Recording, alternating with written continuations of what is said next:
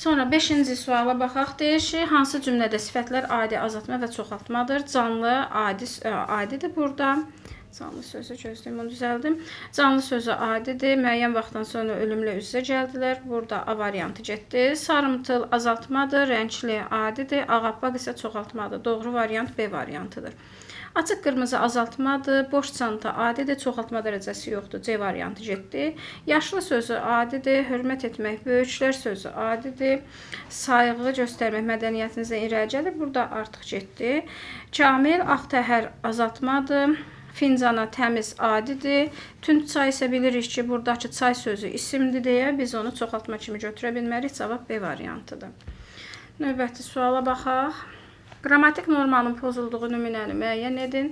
Bilirik ki, qrammatik norma pozuntusu inversiya baş verməlidir cümlədə, şəkilçisi doğru şəkildə işlənməməlidir. Məsələn, əgər saydan sonra gələn isim cəmdə olmalıdırsa, cəm şəkilçisi işlətməyibdirsə və yaxud da saydan sonra gələn isim təkli olmalıdır, amma cəm şəkilçisi işlədibdirsə, bu zaman qrammatik norma pozuntusu baş verir və yaxud da ki, uzlaşmanın pozulması da qrammatik norma pozuntusuna gətirib çıxarır. Alimlə Musa burada 2 nəfərdən, yəni onlardan söhbət gedir və ona görə də buradakı şəkilçisi təbii ki, cəm olmalıydı. A variantı gedib. Binalarımızın 2-ci mərtəbələri ofis üçün ayrılıblar. Burada doğru deyil işlənməsi. Ona görə də qrammatik norma pozuntusu budur. Bulağın suyu yerin dərin qatlarından süzülüb gəlir. Burada fonetik norma pozuntusu vardı.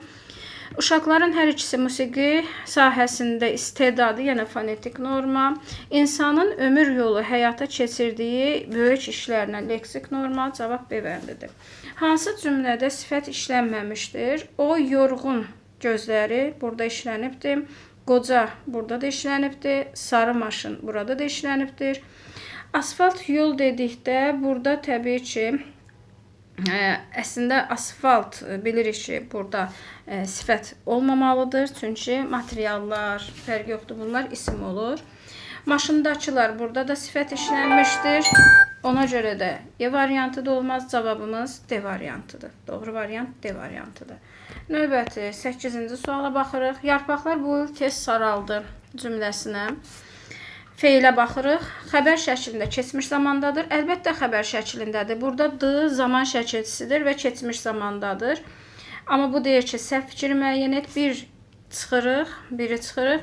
Qayıdış növdədir. Xeyr, qayıdış növün şəkilçisi ıl, il, ul, ül, ın, in, un, ün və n şəkilçisidir və heç biri yoxdur bunun tərkibində. Ona görə də yanlışdır. Baxın, mən belə bir test paylaşmışdım. Bu, bəzilərinin müzakirəsinə səbəb olmuşdur ki, xeyr, bu öz-özünə baş verir, buyurun. Öz-özünə baş verməyindən əlavə orada şəkilçinin olmağı mütləqdir. 2-ni götürəmsə, cavab bəllidir, 2, 5-dir. Quruluşa görə sadədir, təbii ki, sadədir, sarıdan saralmaq yaranmır. Təsdiqdədir, bəli, təsdiqdədir. 3-cü şəxsin xəbərli şəkilçisi dır-dir, dur-dur şəkilçisidir və bu şəkilçisini isə biz orada görmürük. Cavab A variantıdır.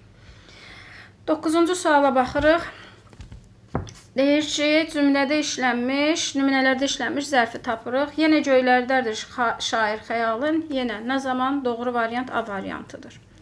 Digərlərində isə zərf işlənməmişdir.